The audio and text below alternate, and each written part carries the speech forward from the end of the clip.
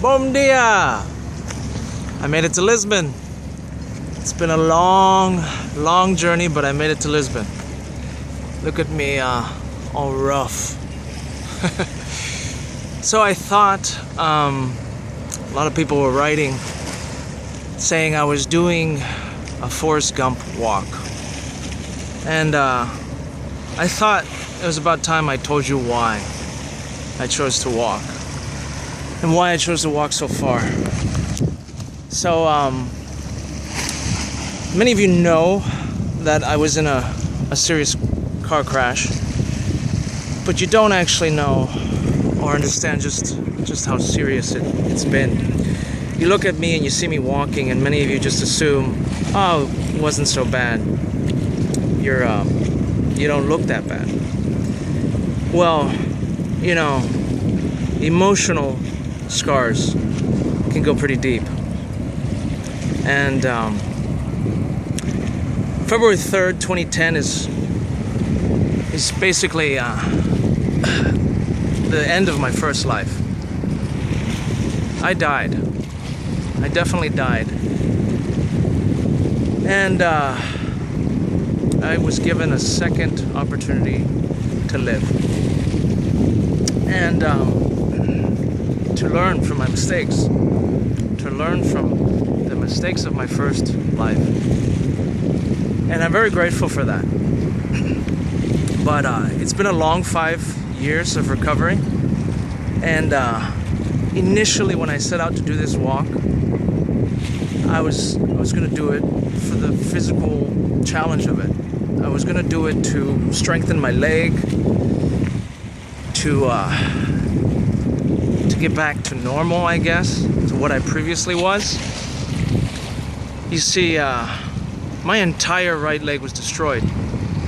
It was so bad that first they thought I wouldn't live, and secondly, the doctor was going to amputate my leg from the hip. And I learned of this because my brother was a police officer and was familiar with the staff at the hospital. So they weren't keeping any secrets. They knew it was bad, and my brother could see me. He saw me in the hospital. It was horrific. So going into the surgery room, I knew that they were planning on removing the leg.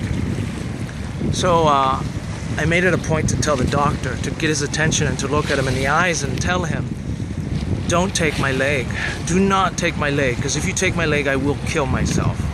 I told him that. I got his attention. I looked him straight in the eye. And that single thing that I did may have disturbed him enough. It made me human in his eyes, that he really struggled, and he fought hard to save my leg. He even called another doctor. The doctor came in from Cleveland, and he worked on my leg and saved it. But then the doctor told me I would never walk again. He told me I have a leg, but it's just a gimpy leg, and it's not going to function. Well, I'm walking,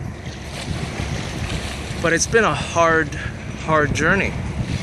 And as I started out walking on the Camino Frances from France, I was surrounded with people, and it was great because it was support. It was emotional support that I needed, you know, encouragement, motivation. I wanted to keep on walking with these people.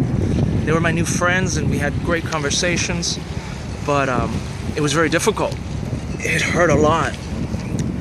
But being one not to fail, being stubborn, I pushed through. It was agonizing. It was excruciating pain. I felt as if I had broken my toes, really. Because what I was doing was walking and breaking up scar tissue in my foot. Scar tissue that had formed and had been there for a couple years. I had to walk through, break that scar tissue, and then keep walking with that scar tissue just swimming around in my joints. And that hurts so much. So after the Camino Frances, I was really having a physical battle. But what I didn't realize is the second part of my Camino, walking to Lisbon, would open up a whole new world and help me heal emotionally. This second Camino that I walked really showed me that I kinda became very angry with myself. I didn't find myself beautiful. I didn't find myself the person that I was before. So each week that I walked in absolute silence,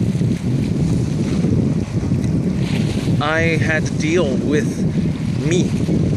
I had to talk with the inner Javi.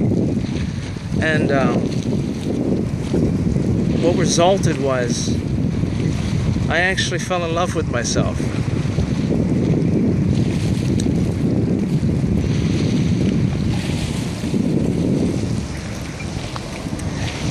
I learned to re-love myself.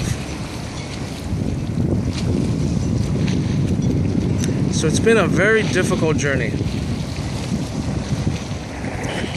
Coming from getting a second chance and having to learn one of the most difficult things that I swear I've ever learned was to accept myself for who I am and to love me, because I can't love anybody else until I love me. And that's why I walked, unexpectedly discovering that I had to fall in love on this Camino.